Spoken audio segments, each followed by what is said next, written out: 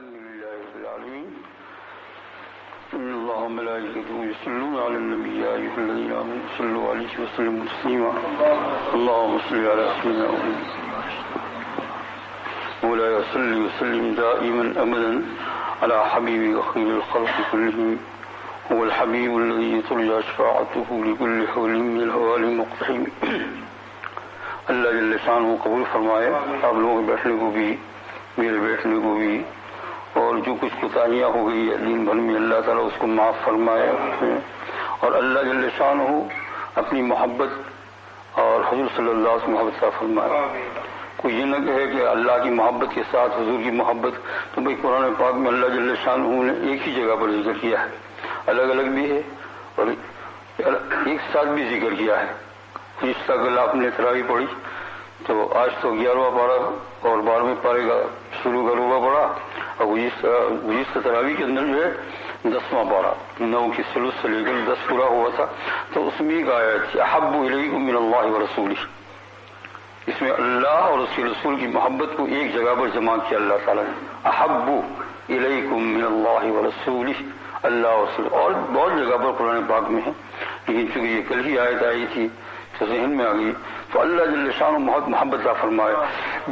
اور ایک بات یہ یاد رکھ لیجیے میرے دوستوں کہ جو ہے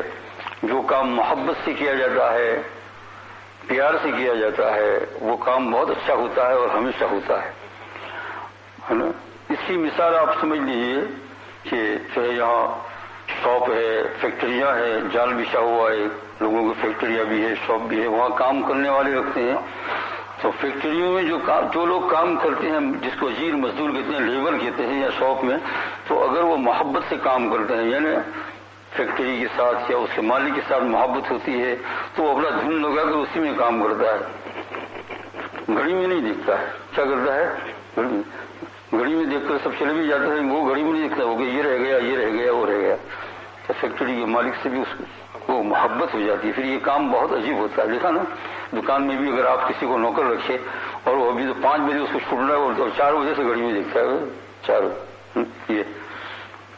اگر اس کے بس میں ہوتا تو کانٹا پھرا دیتا لیکن کیا کرے تیرے ایک کانٹا پھرانے سے سب کانٹے تو پھر نہیں جاتے ہیں نا تو جو ہے لیکن بعض ایسے ہوتے ہیں جو محبت سے کام کرتے ہیں ان کو جب ٹائم ہوتا ہے تو بھی کہا جاتا ہے ٹائم ہو گیا اچھا محبت سے کام حق تعالیٰ جل شانہ ایسی محبت ہم کو عطا فرمائے اپنی ذات عالیہ کے ساتھ اور حضور صلی اللہ علیہ وسلم کے ساتھ ہے نا اللہ کا رسول مدینہ منورہ میں ایک مرتبہ میں اپنے ہوٹل سے روضہ اقدس صلی اللہ علیہ وسلم پر جا رہا تھا تو راستے میں ایک بزرگ سے ملاقات ہو گئی اتفاق سے وہ بھی نکلے تو میں نے سوچا کہ چلو پیچھے پیچھے چلے یعنی زیادہ بولنا تو نہیں چاہیے تو انہوں نے خود ہی بولنا شروع کیا میرے پاس آ کر میں نے کہنا شروع کیا کہ بھائی دیکھو ایک بات بتا دوں میں نے کہا ضرور بتائیے ہم تو اس کے منتظر ہے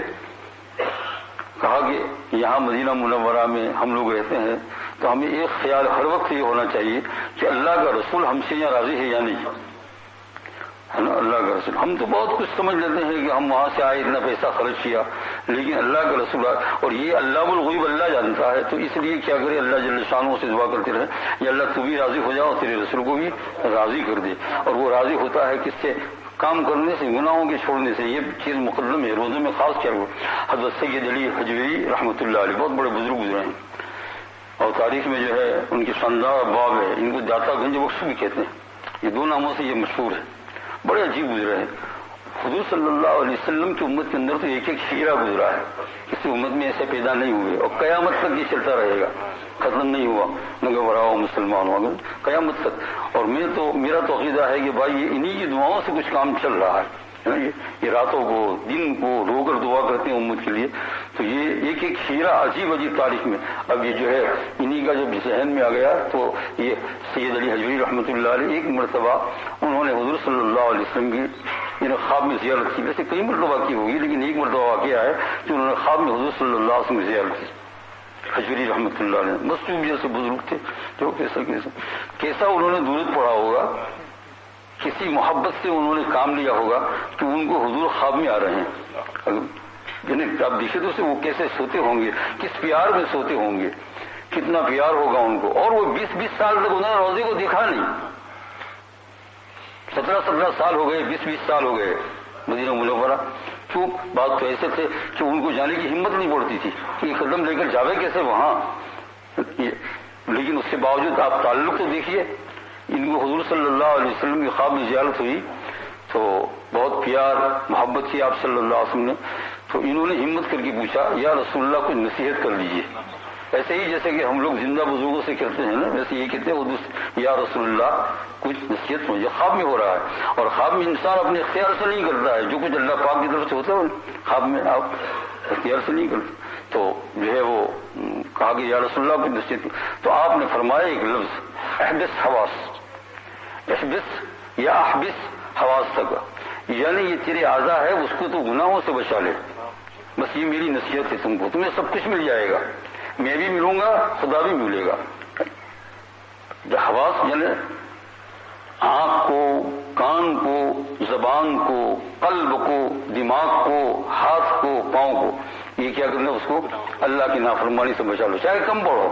फराइज और वाजिबात तो अदा करना ही है, उसके बाद चाहे हिम्मत नहीं हो तो कम पढ़े। लेकिन ये जिन्होंने इसके अंदर कुछ करना भी नहीं पड़ता है, मुजाहिदा है अंदर से, ये मुजाहिद अगर कर लोगे, औरतें भी और मर्द भी, माँ बहनें भी रोजा रखती है और सुबह में जो है बाल खुले लेकर बाहर रास्ते में निकल पड़ती है। बताओ उनको तुम्हारे रोजे से क्या मिला, आप मुझे आप जरा साफ कहने दो, क्योंकि अभी पहला ही अशरा गुजरा है। अगर तुम्हें ये बात समझ में आ जाएगी तो आ जाएगी, वरना रमजान पूरा हो जाएगा, बख्शिश से रह जाओगी। यानी रोजा तो रखा है और सुबह क्या है, कोई पूरा सर खोलकर, कोई आधा सर खोलकर,